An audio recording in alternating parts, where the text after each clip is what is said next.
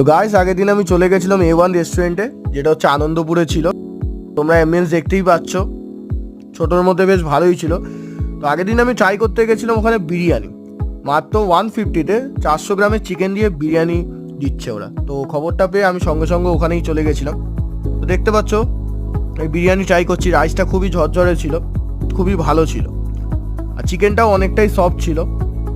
আর একটা কথা, একজনের জন্য আনলিমিটেড রাইসের ব্যাপারটা আছে। তো তোমরা চিকেনটা দেখতেই পাচ্ছ, দেখো গাইস, মানে কলকাতায় ফার্স্ট টাইম 150 টাকায় 400 গ্রাম চিকেন দিয়ে বিরিয়ানি। তারপর আমি অর্ডার করে নিয়েছিলাম চিকেন কষা, যেটার প্রাইস 140 ছিল, 4 পিসেস ছিল, ডিসেন্ট সাইজ ছিল, খুব ভালো খেতে ছিল।